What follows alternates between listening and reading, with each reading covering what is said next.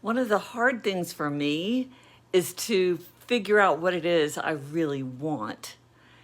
And I started thinking about how difficult it is for us to know what we want because most of the time, we're given choices, okay? So the world gives us choices. So if somebody says, do you want strawberry or vanilla or chocolate? Then you have to choose between those three. But what if the truth is there are way more choices than that to choose from, and yet those are the only choices that you've ever had to choose from? So I'm Melody Brooke. I'm a licensed professional counselor, and I'm a marriage and family therapist, and a mom, and a grandmom, and an actor, and a writer, and a film producer. And the last couple of months or so, I've been really thinking about what it is I want. And I realized the difficulty in being able to sort that through. And what I realized with a lot of my clients is they have no idea what they want, not really. Now, there are some people who come into this world and they're like, I know that I want to have a family and to, let's say, be a veterinarian and take care of baby animals and live in a house that's in the suburbs. Like, this in your gut that that's what you want. Most of us, though, really choose what we want based on the limited options that we've seen. So if all that you've ever seen is perhaps you're like 10 square miles of where you live, and you've never really looked out beyond that, you don't know what else is out there to choose from in terms of what you might want. So if all you're given are those three choices, chocolate, vanilla, or strawberry, how do you know pistachio isn't your favorite? How do you know that maybe a different kind of confection altogether, like a sherbet, isn't your favorite?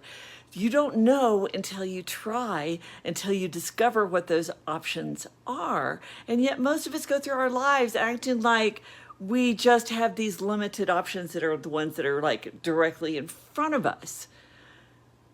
So what I'm inviting you to do is to consider the possibility that you and your life could be bigger if you take the time to figure out what other options are out there. It's like I was talking to somebody this week who she's trying to figure out what to do with her life. She doesn't really like the job she's in, and she's trying to figure out what it is she wants. And she knows she doesn't want to live in the state she's in, but she has no idea what state she wants to live in. She has no idea what kind of a job she would actually want. In fact, the job she has came because her dad told her, hey, maybe you should apply for this one. And so she applied and she got the job. And now she's like, okay, I'm glad I have a job. And now what? So figuring out what we want is really key to enjoying our life here, because most of our life, of course, we're grown up in a household where we don't really get that many choices. I mean, even when we have awesome parents that, give us choices like, would you rather wear this or wear this? Or would you rather eat this or would you rather eat that? You don't really know what the choices are outside of those choices that were given to you.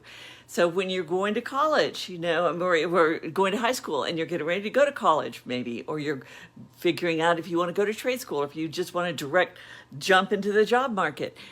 What are the options for that? What are your choices? And figuring that out is really sometimes the most difficult thing that you will ever do in your entire life. So what I'm going to suggest to you is that the most powerful work you can do is to listen to yourself and figure out what's right for you, not what your parents think or the teacher thinks you'd be good at, or even what an aptitude test says you may be good at. That isn't necessarily what your passion is going to be. It's not necessarily the thing that you really want. That's just talking about work. But what about where you live? Most of us grow up thinking that, well, I'm from Texas, for example, so that's where I'm from, and that's where I live. I live in Texas, and we don't really explore what other options are out there. I know for me as a kid, the idea of moving to LA, that really never entered my mind. I knew I wasn't going to do that, but I could go as far as Texas because I had seen Texas. I had driven with my grandmother many times to Dallas, and I really liked Dallas, even though Honestly, it was the only city I had ever spent any time in besides Oklahoma City. So how would I know I wouldn't like LA better? How do I know that I wouldn't like New York better, or Shanghai, or Berlin for that matter? Well, you don't know if you've never experienced it. And the good news is today we can begin to explore those things that we want, what possibilities there are, not by having to physically go there. There are ways that you could go and it would seem like you're walking down the street in Berlin. It could seem like you're walking down the street in New York, or whatever, small town Georgia, or wherever you think you might like to live. There's information out there about what it might be like. That goes for everything.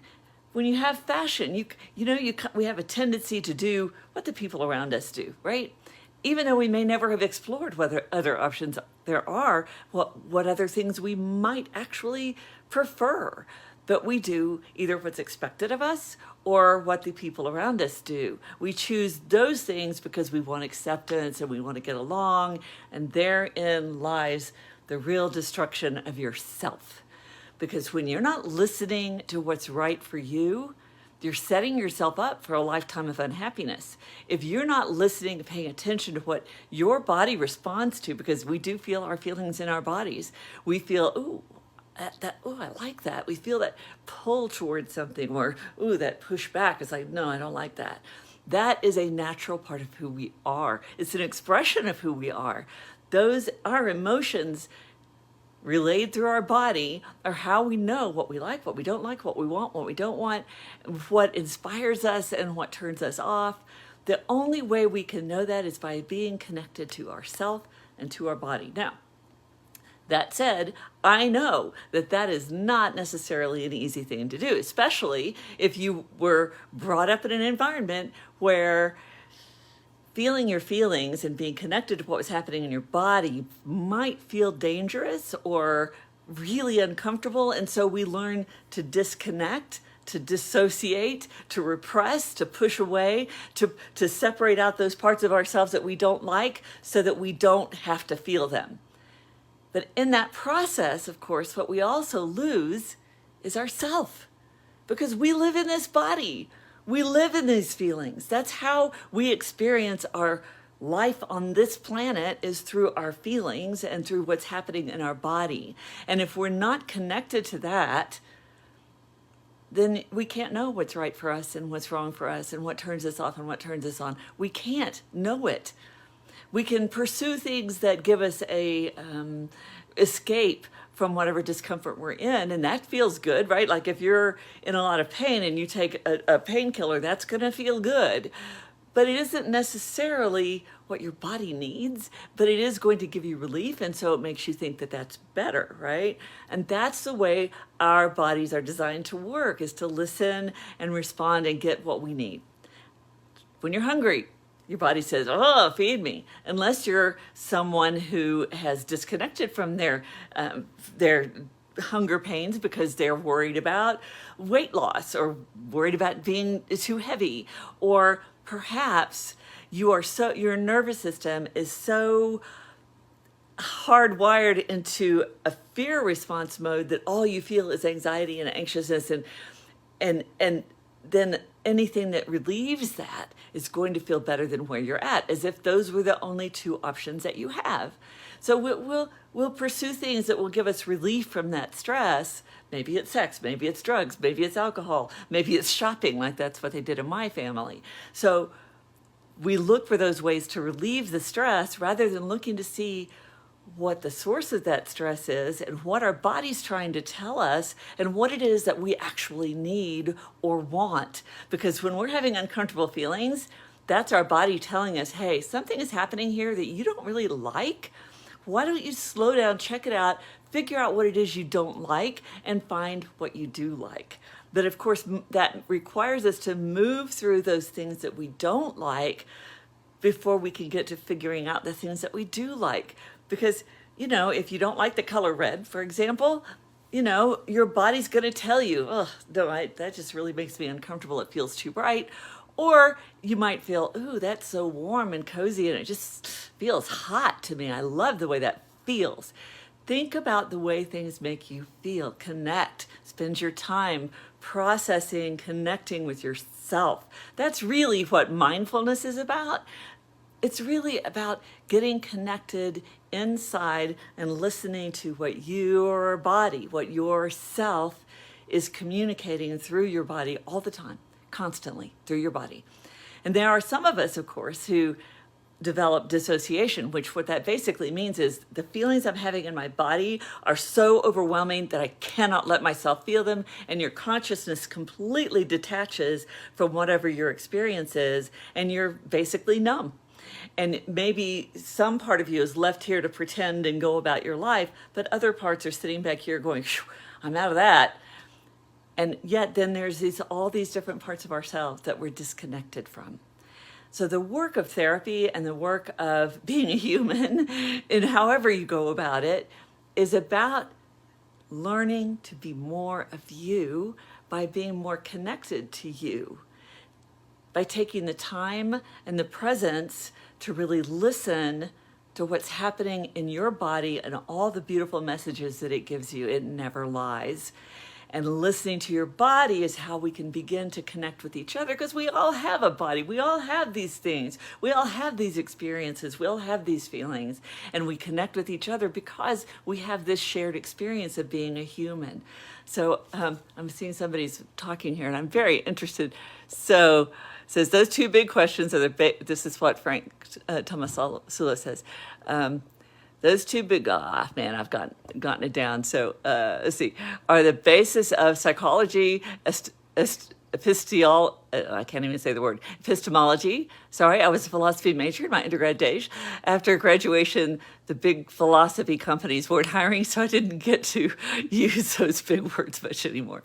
Yeah, but it's a really awesome thing to think about, isn't it? I'm sure that's what drew you to philosophy in the first place, is because we are always so curious about what it is that makes us tick, and what it is that makes our life work, and what it is that makes our life not work.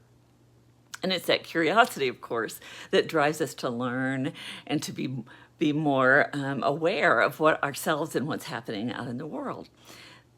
So it's important. It's important to pay attention. It's really about listening to your inner knowing, what your body is telling you. You know it. It's in here. And when you choose to act differently from what it is your body wants, your body's going to respond negatively to that. It's going to tell you, no, that's not okay. You'll get stressed, you'll get tension, you'll get stomach upset, you'll get tension in your shoulders, you'll get a pushback feeling in your chest, you might get headaches, your knees might start to feel weak, you might start to shake. There's all kinds of body reactions because your body is going to tell you the truth. It is not going to lie to you. So listen to what your body is telling you. Take the time. I know. Most of us grew up thinking that wasn't important. We should ignore that and just move on and do what we're supposed to do anyway, because that's how we're socialized. It's part of how we manage as a culture, I think, is to figure out how to suppress our own body desires and feelings and not listen to them so that we can function in the world and society according to the way society wants us to be.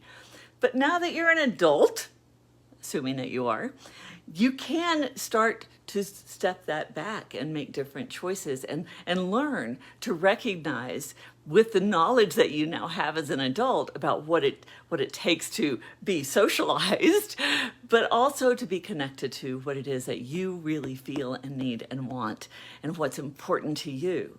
Because what you want is the most important thing to you. And being willing to acknowledge that and do what you need to do for yourself. Of course, it means, balancing all these different parts of ourselves, right? Because we'll have parts of us, like there's a part of me that would just love to live by the ocean. But then other parts of me are like, I want to be next door or as close as possible to my beautiful daughters and my grandchildren. So we have to sort of listen to all of that, and it's okay to listen to all of it and to manage that conflict. We're no better at solving our internal conflicts than we are at external conflicts, but we must start with ourselves and come to an agreement within ourselves by listening to all the different parts of us and what they want and negotiating ways to get their needs met. The same as we do with people outside in our life. So I'm Melody Brooke. I'm a licensed professional counselor. I'm a marriage and family therapist. I'm a mom. I'm an actor, a writer, a screenwriter, a filmmaker. And you can see my books on Amazon. I've been working on getting my poetry book published. I've had some issues with technicalities of getting it out there, but I'm still working on it. Look for that to come soon. It's called Hidden Inside, and I've just changed the cover to have my a black and white image of my face on the cover, so I think it's going to be really fun. I'm here almost every Tuesday at 4 p.m. Central Standard Time, and let me know what you think. If you have any questions or comments, concerns, please post them below, and I'd love to hear your feedback. So I'll see you next week. Bye.